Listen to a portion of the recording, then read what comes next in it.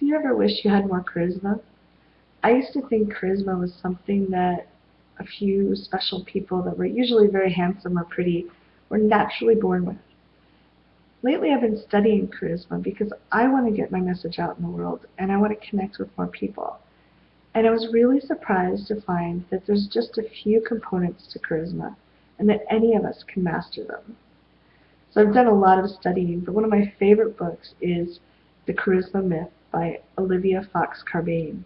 Really lovely book, and the way she explains it is very powerful. She says one of the first things you need to have is presence. If you have presence with people, right away you're a lot more engaging. And I get that because when I was stuck in the shame and the fear from the abuse, I wasn't present. I lived way up in my head and I was trying to pretend constantly. I wasn't really paying attention to you. I was paying attention to what I wanted you to think and how I might manipulate you to get that. And I was also wondering what you wanted so that you wouldn't leave. So I was trying to guess all the time and be that. I was never just present with the person in front of me, just as I am, as they are. And that takes a little bit of practice, but it's really an amazing technique. And when you can start being with someone for a little bit, you can start transforming how you feel about yourself and them. I know that I used to be really bored with some people because I was so in my head that I couldn't ever see how amazing they were. Once I started getting more present with them and just giving them space to talk without listening to all the voices in my head about how I had to behave, all the mind chatter about I should do this, I shouldn't do that. Oh my God, she flinched. Does that mean, make up stories about it? Oh, he frowned. Does that mean he hates me? I had a lot more energy to engage with people.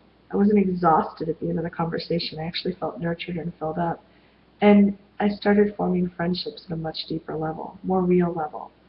So as you start being more present, that's a really great way to create true intimacy, whether you want charisma or not.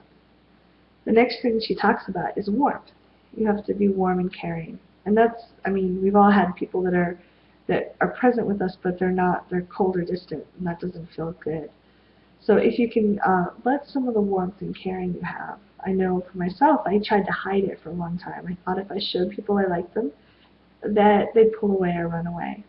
So for those of you that have that belief, it may take a little bit of effort to start showing that a little bit.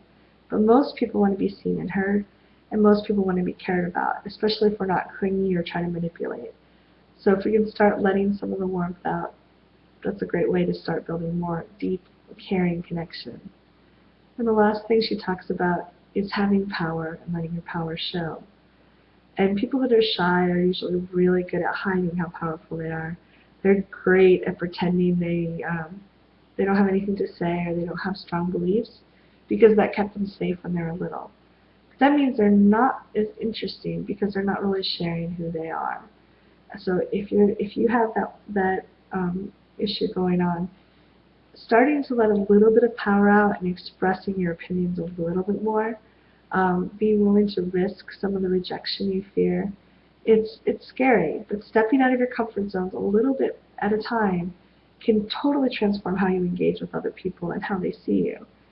If you want charisma or you want intimacy, those are some of the same things you'll need.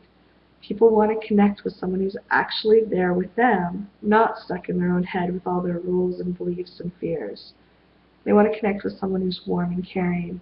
And they want to connect with someone who's pretty powerful, because it's more fun to play with powerful people.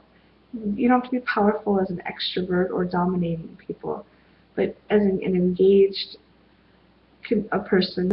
person who's in control of themselves and powerful in the world, willing to take responsibility and willing to take action in their world.